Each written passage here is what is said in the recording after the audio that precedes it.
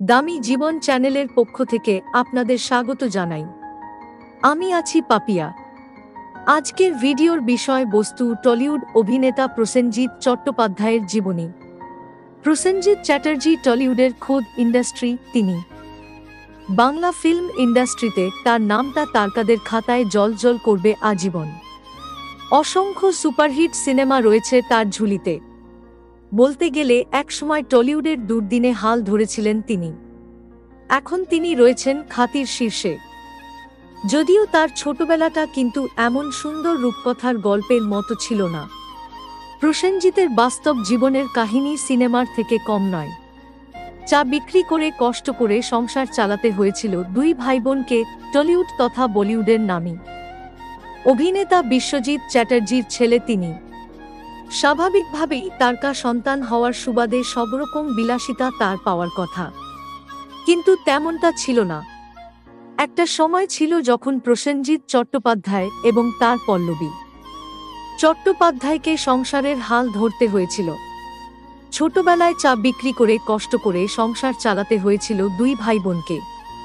জি বাংলায় শাশ্বত চ্যাটার্জির তারকাদের নিয়ে টক শো অপুর সংসার এসে হাজির হয়ে একবার নিজেদের ছোটবেলার কাহিনী শুনিয়েছিলেন পল্লবী। জানিয়েছিলেন কিভাবে তিনি এবং তার দাদা চা বিক্রি করে টাকা রোজগার করতেন। পল্লবী চা বানাতেন আর সেই চা বিক্রি করতেন প্রসেনজিৎ। শুধু চা বিক্রি নয়, ট্যাক্সিও চালাতেন পল্লবী। পল্লবী বলেন, চা বিক্রির পর যে টাকাটা হাতে পেয়েছিলেন সেই টাকাটাই যেন সেই সময় তাদের কাছে বিরাট পাওনা ছিল। রোজগারের সব টাকাটা তারা তাদের মায়ের হাতে তুলে দেন। তবে শুধু চা বিক্রি নয়, রোজগারের জন্য একসময় কলকাতার পথে ট্যাক্সিও চালিয়েছিলেন পল্লবী।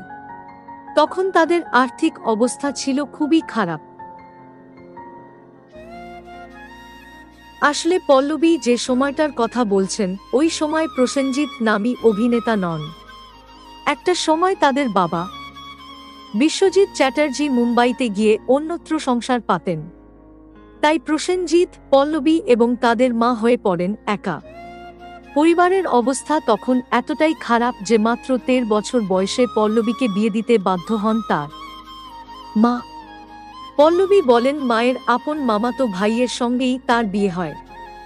যদিও বিয়ের পর তিনি পড়াশোনা ছাড়েননি।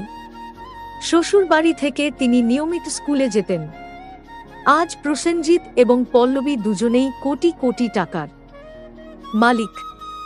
তবে এত সম্পত্তির মালিক হলেও পুরনো দিনের কথা তারা ভুলতে পারেন না।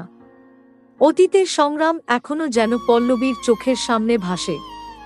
ভিডিওটি ভালো লাগলে লাইক, কমেন্ট, শেয়ার ও সাবস্ক্রাইব করে ভিডিও বানানোর উৎসাহ যোগাবেন আর আমাদের পাশে থাকবেন।